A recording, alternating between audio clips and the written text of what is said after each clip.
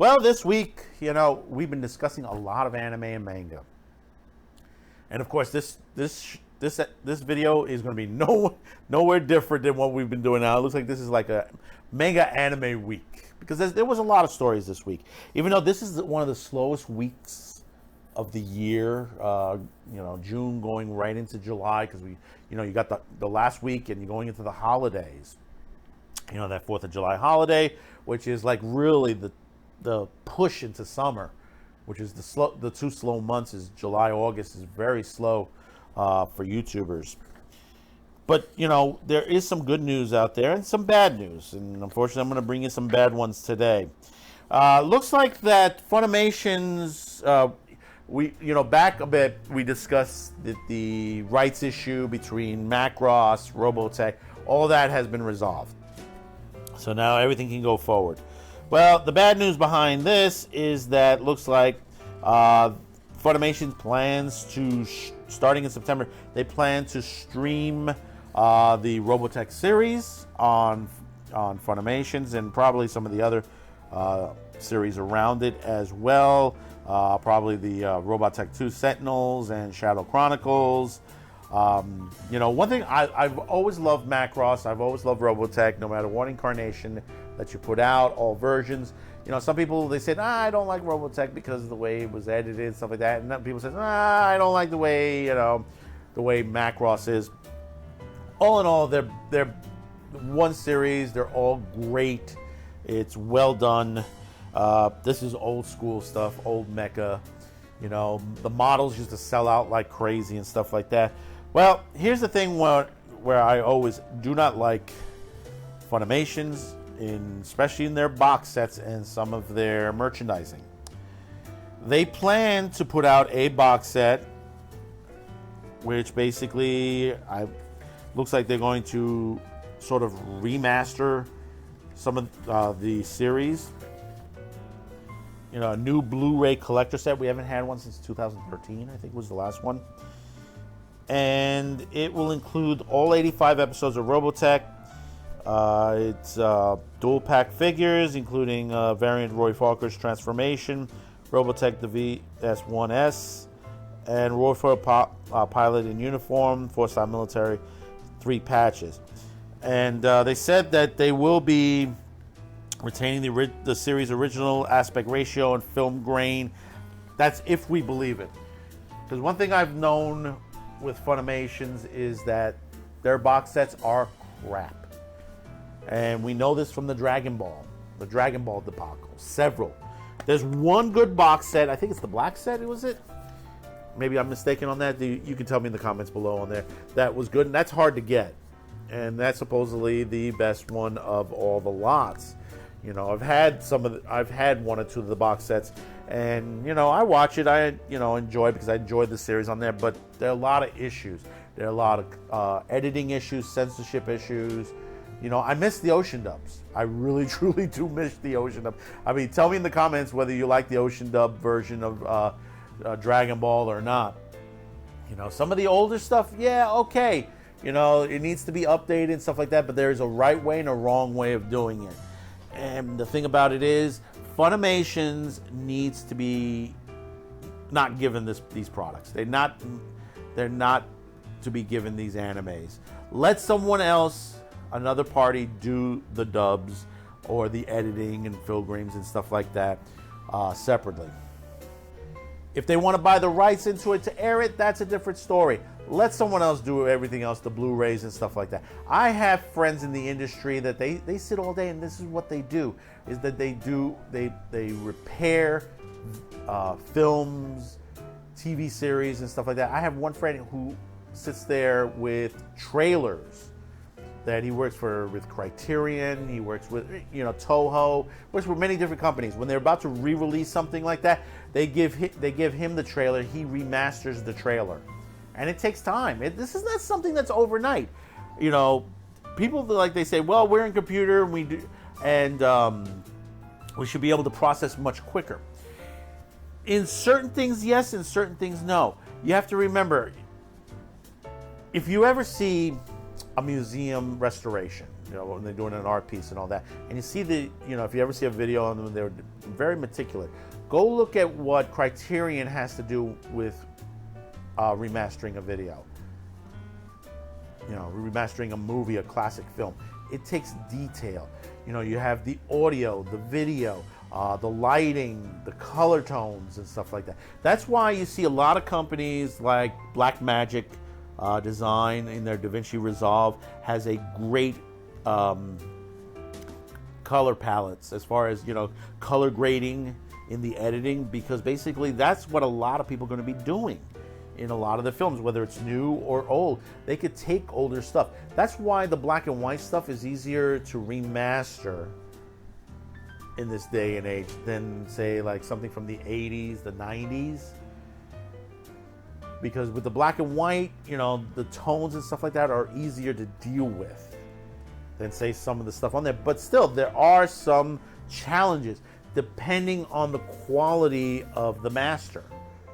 Because there are some masters out there that are just like, oh. One master out there is, if you ever see the main reel for Star Wars, the original Star Wars, we're talking, and I'm not talking about the remastered stuff, I'm talking about all the way to the 1977 print. Darth Vader is blue. That's how degraded the film is. It's like he almost has like a blue haze over him. This happens, you know, because of the way we've been storing films. We've changed a lot in the past couple of years, in a decade or two. Now we're digitalizing everything we can to save all this.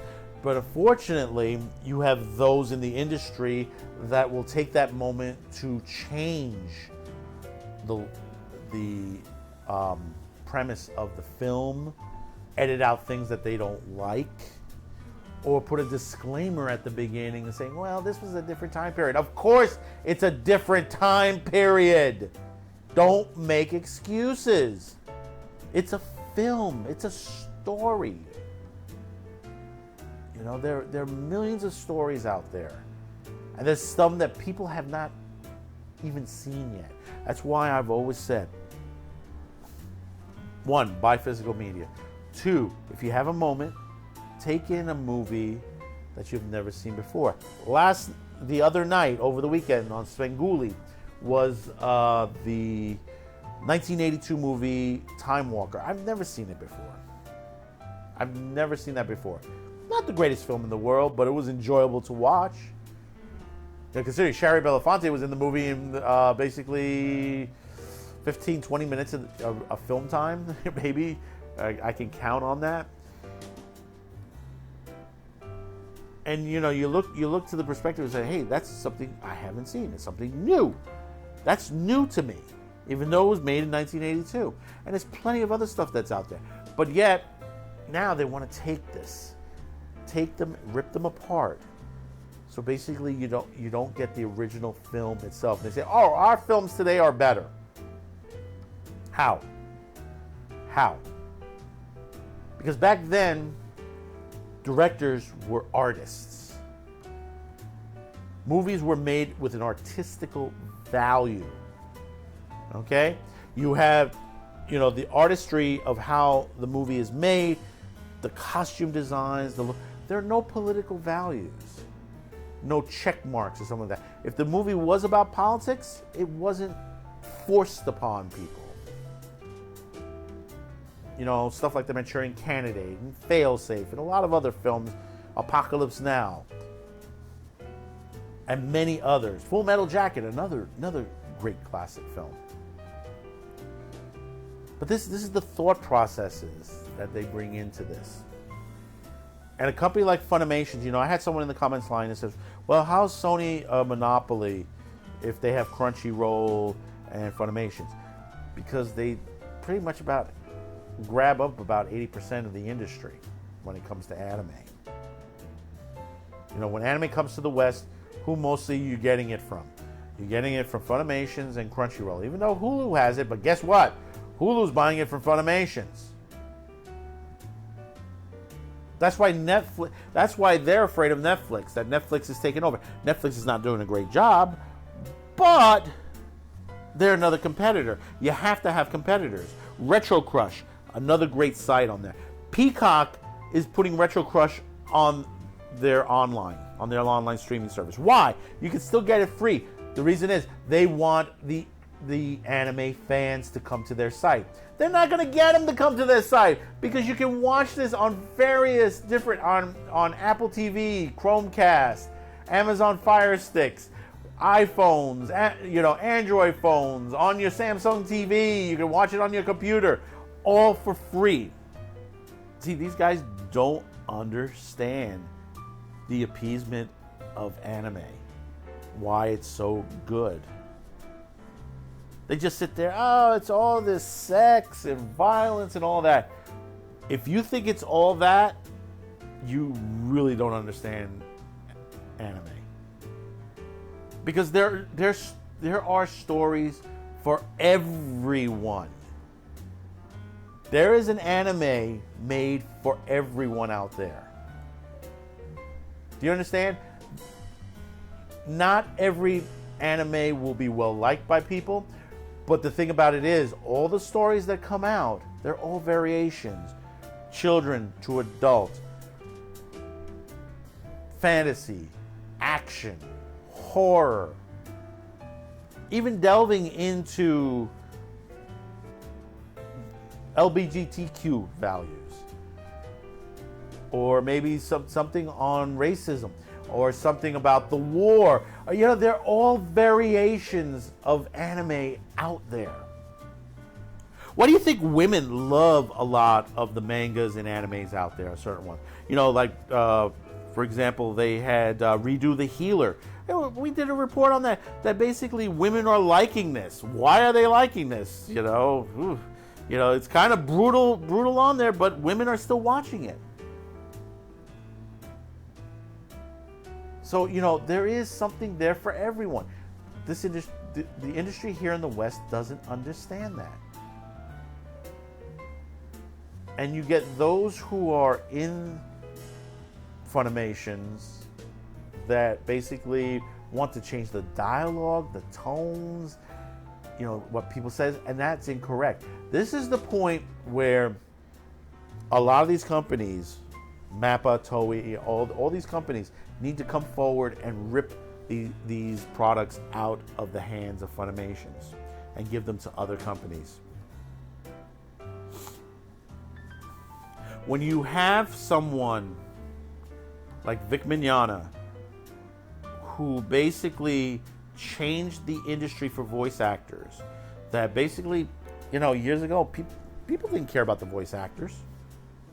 It was Vic Mignogna that made it popular, that brought up the industry to the point where basically people flock to see voice actors. And how did they thank them? Stabbed them in the back, got him fired from several companies, and accused him of pedophilia. Amazing, isn't it?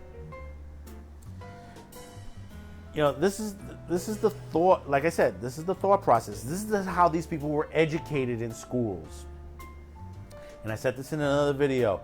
Parents, don't send your kids to college. Don't send them away. Keep them here. Send them to trade school. Let them learn something with their hands. Let them, work with their hands. They might find something better in life.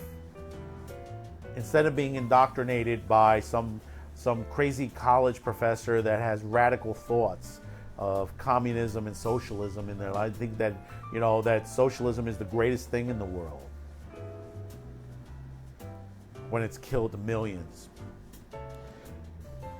We try not to get too political in these things, but unfortunately, this is what it's done. This is what these insane people have done day in and day out. They want to take apart everything that they dislike. They're the old man sitting in the chair in front of his house, and the kids just go by, haven't touched his lawn, and say, "Hey guys, get off my lawn!" And they're the ones that say, "Well, we don't want kids playing around here." This is the same reason why companies like Cartoon Network, Nickelodeon, and the rest are dying. They're dying out because of these same agendas. So we're gonna look for for this. And then, like I said, it's gonna be crap. It's gonna be crap. Knowing it's coming from Funimation, it's not gonna be a good box set. They're probably gonna ruin Robotech like everything else they've ruined. You know, it's a great series. Watch it elsewhere.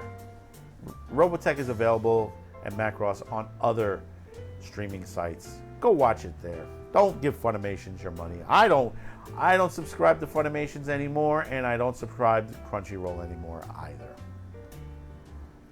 So you've reached this part of the video. Don't forget to comment, subscribe, like, share this video, because basically we are still shadow banned. Yeah, that's right, folks. We are still shadow banned, and unfortunately, you know, there are people who are not getting to see our videos. So if you share this video out to at least 2 people, I appreciate it.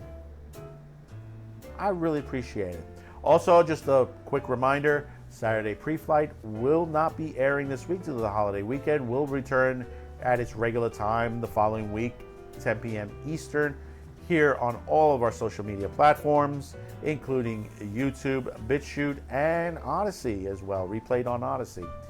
And Man with the Show will be on the rest of this week, and then we'll return next Wednesday. That's right, we'll be off on Tuesday after the holiday, so at least we can be able to get back to speed. So it'll be next week. This week we will have our Tuesday, Wednesday, and Thursday episodes, and then we will be off until next Wednesday. Thank you for tuning in. Don't forget to subscribe, like, and share again. Bye-bye now.